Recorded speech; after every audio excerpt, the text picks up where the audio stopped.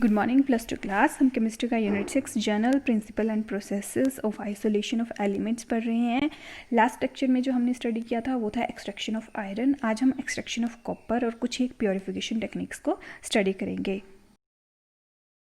सबसे पहले extraction of copper from cuprous oxide और कॉपर 1 ऑक्साइड। किस तरह से हम क्यूप्रस ऑक्साइड से कॉपर को एक्सट्रैक्ट करते हैं। सबसे पहले copper is mainly extracted from sulphide और copper pyrite. Copper pyrite CuFeS2, उससे हम कॉपर को मेनली एक्सट्रैक्ट करते हैं।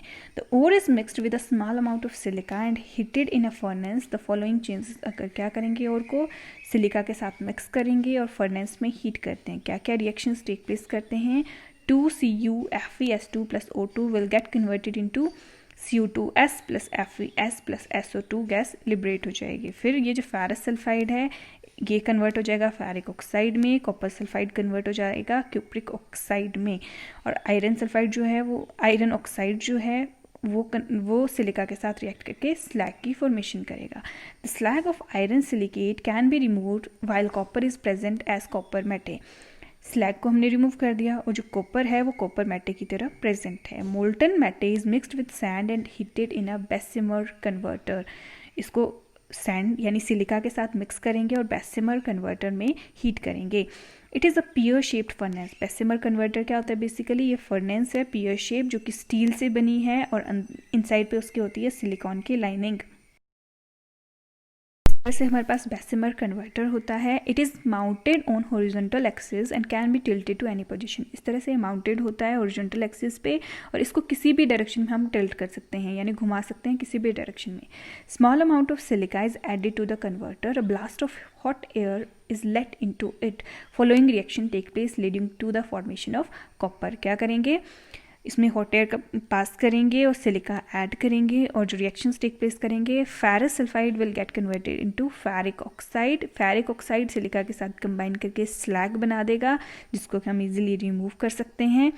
देन कॉपर सल्फाइड है वो क्यूप्रिक सल्फाइड जो है वो क्यूप्रिक ऑक्साइड में कन्वर्ट हो जाएगा। Cupric oxide further cupric sulphide के साथ कंबाइन करके हमें कॉपर की फॉर्मेशन करवा देगा।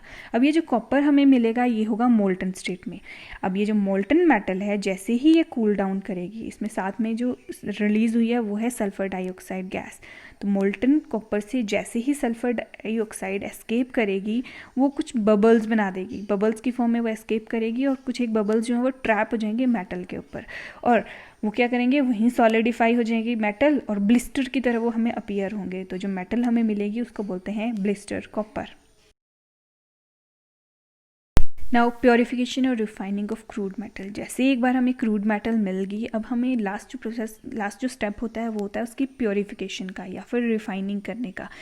जो फर्स्ट मेथड है रिफाइनिंग का दैट इज़ लिक्वेशन। लिक्वेशन क्या होता है, कुछ एक मेटल जिनका लो मेल्टिंग पॉइंट होता है जैसे bismuth, tin, lead, mercury can be purified by this method. The impure metal is placed on a sloping hearth. यहाँ पे रख देते हैं impure metal को। अब is heated in inert atmosphere of carbon monoxide और इसको हीट करते हैं impure metal को in the inert atmosphere of carbon monoxide. अब क्या होगा, जो मेटल है वो मेल्ट कर जाएगी। मेल्ट करेगी वो धीरे धीरे हाथ से फ्लो करके क्या है अलग से इकट्ठा हो जाएगी और जो इम्प्योरिटीज़ हैं वो एज इट इज़ पीछे रह जाती हैं। सेकेंड मेथड है डिस्टिलेशन। हमें पता है डिस्टिलेशन मेथड जो यूज़ होता है वो होता है डिफरेंस इन बॉइलिंग पॉइंट के बेसिस पे।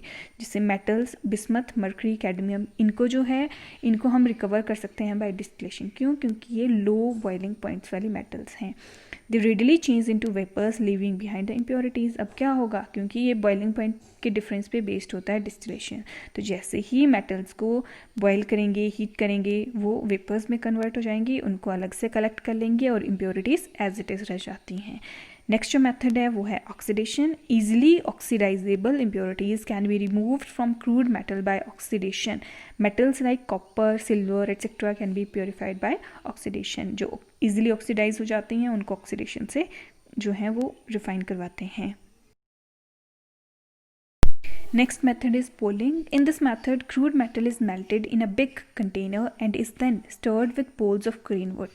क्या करेंगे, एक बड़े कंटेनर में क्रूड मेटल को मेल्ट करवाएंगे और उसको स्टर करेंगे with the poles of green wood. At high temperature, wood releases methane gas. High temperature पे वुड ने रिलीज़ की मीथेन गैस जो कि क्या करेगी, मेटल ऑक्साइड जितने भी प्रेजेंट हैं उसको मेटालिक फॉर्म में रिड्यूस करवा देगी। नेक्स्ट जो मेथड है वो है इलेक्ट्रो रिफाइनिंग मेथड जो होता है ये बहुत ज़्यादा जो कॉमनली यूज हमारा प्योरीफिकेशन मेथड है वो होता है कॉपर, सिल्वर, जिंक, निकल, इन सारों को हम इलेक्ट्रो रिफाइनिंग से ही प्योरीफाई करते हैं। इसमें क्या होता है, हमें एक इलेक्ट्रोलिटिक सॉल्यूशन लिया है, जिस मेटल को रिफाइन करना है उसी का इलेक्ट्रोलिटिक सॉल्यूशन लेना है। जैसे कॉपर को अगर रिफाइन कर रहे हैं तो कॉपर सल्फेट का या फिर कॉपर का कोई भी इलेक्ट्रोलिटिक सॉल्यूशन लेना है। जो हमने प्योर मेटल है, इसमें इलेक्ट्रो रिफाइनिंग में जिस मेटल को प्योरीफाई करना है उसी मेटल से उसको प्योरीफाई करते हैं। जैसे कॉपर को प्योरीफाई करना है तो प्योर कॉपर से उसको प्योरीफाई करेंगे। जो प्योर मेटल होगी उसको कैथोड लेंगे, और इम्प्योर मेटल जैसे कॉपर को हम कर रहे हैं तो इम्प्योर कॉपर जो है उसको हमने ले लिया एनोड, और प्योर कॉपर को लिया हमने कैथोड। जैसे ही इलेक्ट्रिसिटी पास करते हैं एनोड पे होती है ऑक्सीडेशन, यानी कि जो हमारा कॉपर है वो धीरे धीरे ब्रेक डाउन करेगा और जाके वो कैथोड पे क्या होगा, कलेक्ट हो जाएगा। इस तरह से इलेक्ट्रो रिफाइनिंग के थ्रू भी हम जो है डिफरेंट मेटल्स की प्योरीफिकेशन करते हैं। दैट्स ऑल फॉर टुडे, बाकी हम नेक्स्ट लेक्चर में करेंगे।